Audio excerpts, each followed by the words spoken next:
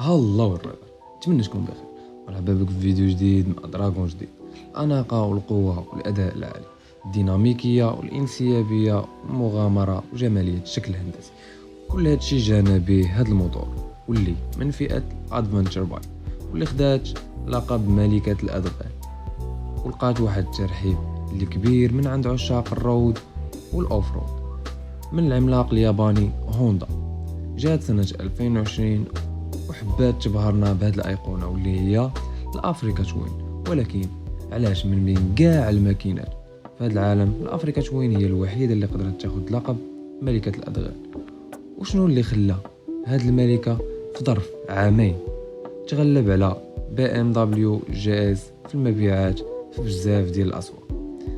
هادشي كامل اللي غادي نجاوبوا عليه في هاد الفيديو. ولكن قبل، إلا كنتي أول مرة تشوفني، بغيت نرحب بيك معنا في رايدر دراغون، القناة اللي كندوو فيها على الماطر. إلا عجبك هذا المحتوى فما تنساش تخلي معك ديك لايك وابوني وفعل معك ديك الجرس باش يوصلك اي فيديو جديد. يلا اجي نتعمقوا في هذه الايقونه اليابانيه، هوندا افريكا توين SRF 1100.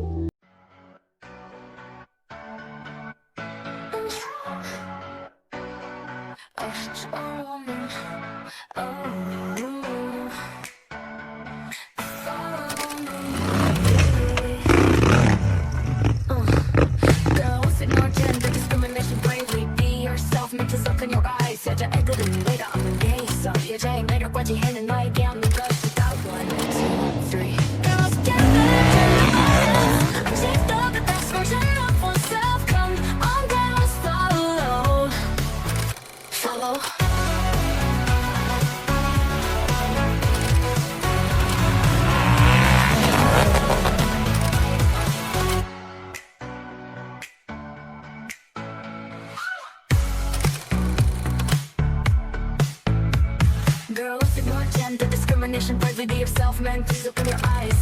여자애들은 내가 없는 게 있어. 여자의 매력까지 해는 너에게 없는 것이다. 1, 2, 3. Go get rid of gender bias. Let's be as much as yourself. Come on, girls, follow.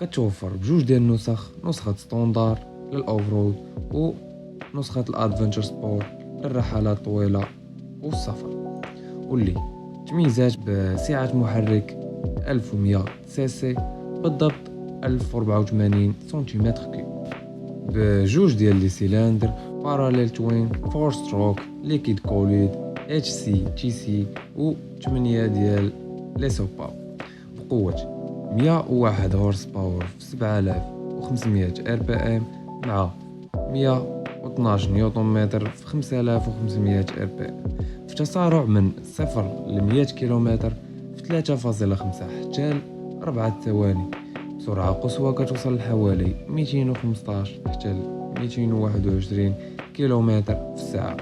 بخزان وقود كينقسم لجوج ديال النسخ 18.8 لتر في النسخة ديال ستوندار. اما في النسخة ادفنتشر سبور فراه كيجينا بخزان 24.8 لتر، متوسط استهلاك وقود حوالي 4.8 حتى 4.9 لتر لكل 100 كيلومتر، اللي كتخليك تضرب تقريبا 20.5 كيلومتر لكل لتر واحد.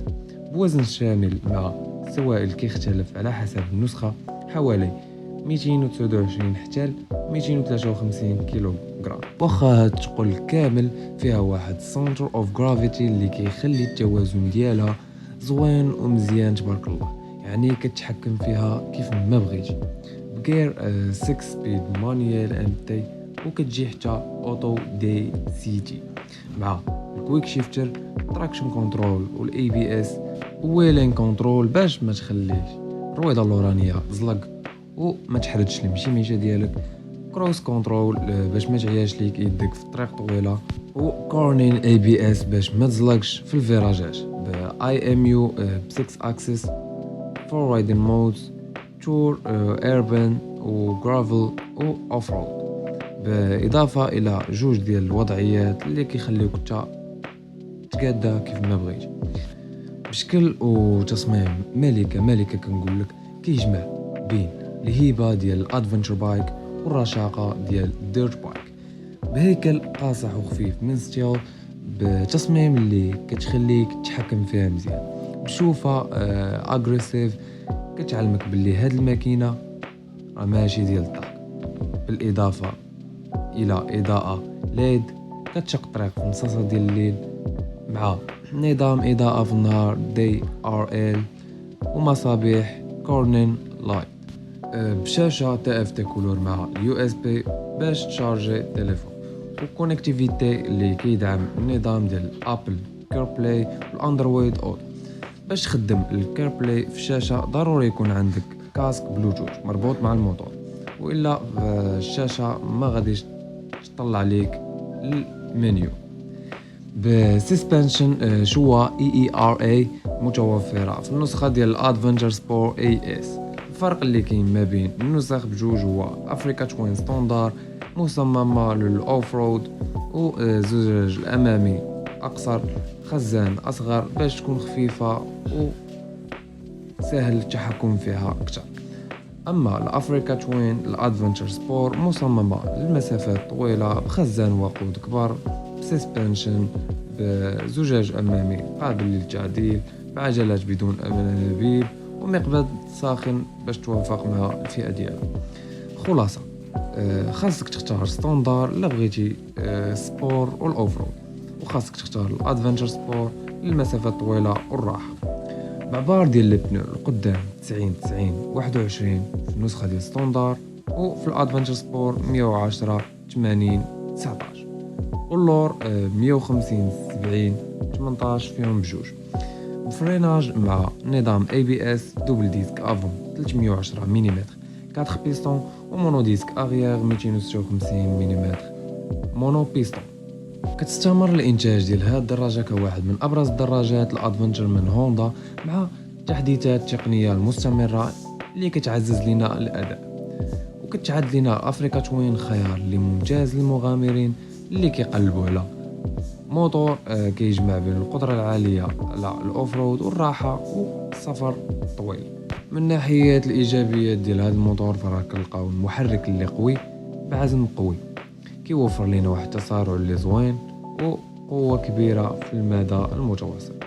التقنيات الالكترونيه اللي متطوره في هذا الموتور، وناقل الحركه دي سي جي اللي اختياري اللي كيسهل القياده في الاوفرود وفي الزحام، وحتى من الموتور مناسب للرحلات الطويله، كيجينا بخزان وقود اللي كبير خصوصا في النسخه ديال الادفنتشر سبور، بشاشه عرض ذكيه اللي كتدعم الابل كاربلاي واندرويد اوتو.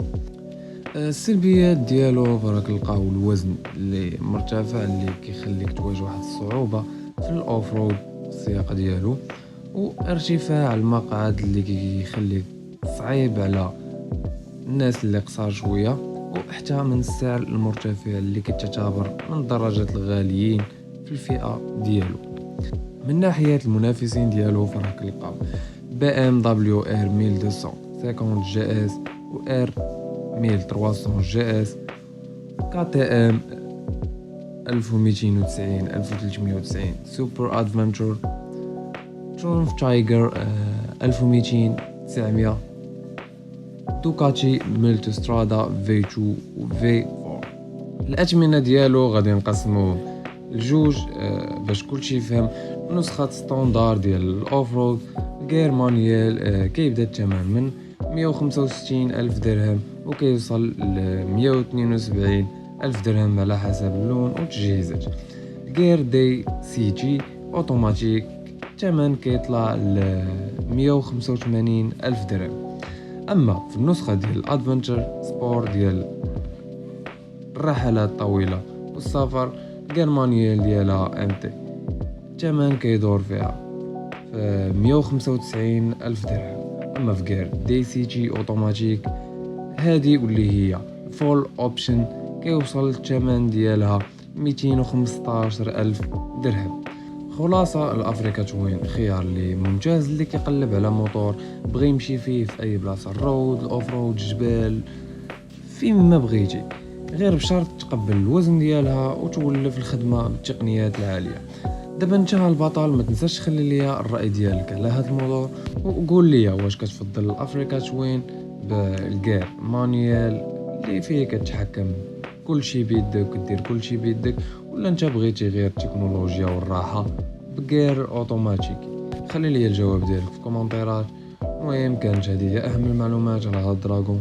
ما تنساش ديك لايك وابوني باش نزيدو نطوروا من المحتوى ديالنا، فعل معك داك الجرس باش يوصلك اي فيديو جديد، وشارك الفيديو مع شي صاحبك كيعجبو الماطر باش يعرف هذا الموضوع. يلا هالبطل تهلا في راسك، تهلا في الدراغون ديالك، ونشوفك في الفيديو الجاي.